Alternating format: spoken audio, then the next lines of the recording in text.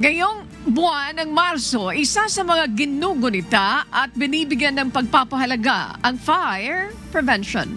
At para alamin kung ano ang mga programa para mapalawak ang awareness sa fire prevention, makakasama natin live dito po sa UNTV Radio Mobile Booth si Fire Superintendent Anthony Arroyo, ang Chief ng Public Information Service at spokesperson ng Bureau of Fire Protection. Magandang umaga po sa inyo, Superintendent. Thank you for joining us this morning.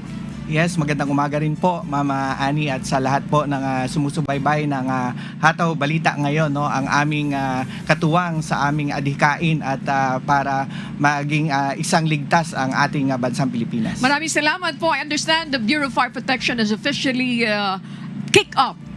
started the kick-off yesterday. Yan, gaano makahalaga ang pagkakaroon ng Fire Prevention Month? Ito po ay intensified program namin sa kabuuan ng Marso, ang adhikain natin dito para magkaroon ng kaalaman sa lahat ng kabayan, kahit dahil po ang pag-iwas sa sunog ay nagsisimula sa ating mga sariling tahanan. Kaya ang panawagan namin sa taong ito, no, sa pag-iwas sa sunog, hindi ka nag-iisa. Ito ay panawagan sa pagkakaisa, pagtutulungan para talagang walang Pilipino ang mailagay sa alanganin, lalo na sa mapinsalang sunog. Kasi ang mapinsalang sunog, wag na natin hintayin ito, no?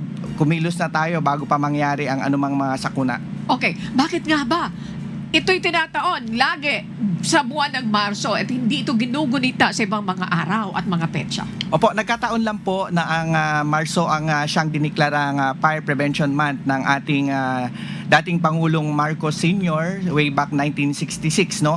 Kaya halos sa 60 years na natin kinakampaign ang Fire Prevention Month tuwing Marso.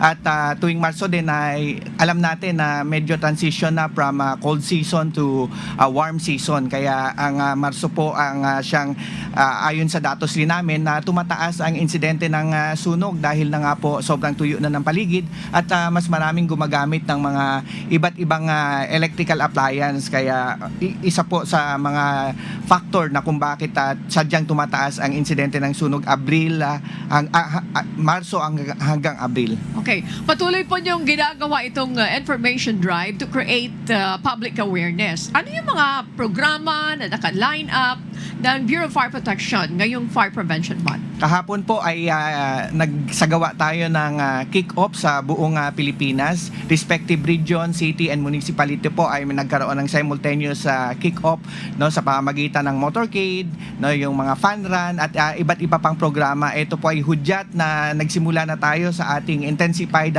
program, lalo na yung obligasyon sa bayan, ligtas na pamayanan. Kaya ang programang ito ay hindi lamang programa ng BFP, no. Ito po ay kasunduan sa bawat isa para ang bawat tahanan ay ligtas at walang pamilyang maiwan sa gitna ng anumang sakuna. Okay, let's talk about the fire incident statistics. Ngayong 2026, nasa ilang insidente na po ang sunog na nai-record po, at masasabi ba natin na madalas ang sunog ngayong taon o mas madami ngayong taon kumpara po noong nakaraang taon? Same period po, January 1 hanggang March 2 ay bahagyang tumaas na ng 7%.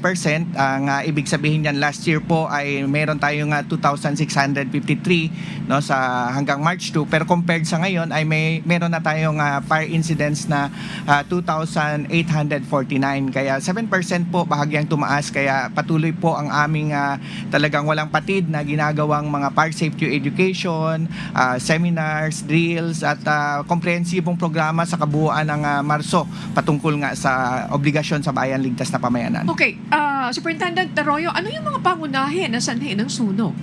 So based pa rin po sa datos natin dito, no, both no last year and this year ay nangunguna pa rin ang electrical causes. Pangalawa yung open flame, pangatlo yung ember and sparks, no, at sa mga insidente na yun may kasama rin kasi mga motor vehicular fire, no, at yun po ang mga pangunahin na dahilan na ng nangyaring sunog out of 2,849 po. Okay. Mayroon akong nabalitaan na your office, the Bureau of Fire Protection, you began the grassroots public awareness? Pumupunta kayo doon sa mga eskwelahan. What are you doing there? Mga ilang porsyento na nagagawa nito? At ano ang partikular na ginagawa nyo sa mga eskwelahan? Ang goal po natin talagang 100% no, nationwide na makipag-ugnayan hindi lamang sa school, no, lahat po ng mga community, barangay sa buong Pilipinas.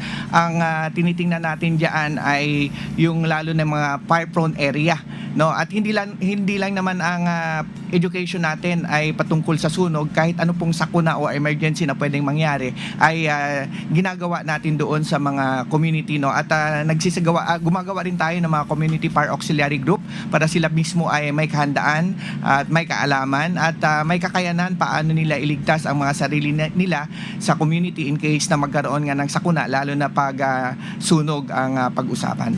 Okay, sa pag-iwas ng sunog, hindi ka nag-iisa. This is a shared responsibility. Now, ano yung mga paalala po ng Bureau of Fire Protection para makaiwas sa sunog ang ating mga kababayan? Yes po, patuloy ang aming paalala na dahil nga ang number one causes of fire incident ay electrical causes. So, ugaliin natin na maging huwag maging pabaya, no, magkaroon ng sapat na kaalaman at mas mainam alam natin anong gagawin in case of fire. So sa paalala, no, i-unplug natin yung ating mga electrical appliances na hindi naman ginagamit at tangkilikin lamang yung mga DTI approved at gayon din, no, yung mga nagluluto, huwag iwanan, palaging bantayan at huwag iwanan yung mga nakasinding kandila sa kabahayan at lalo na sa mga altar, no, at magtulong-tulong tayo, makiisa tayo para sa isang ligtas na Pilipinas. Maraming salamat po sa inyong panahon.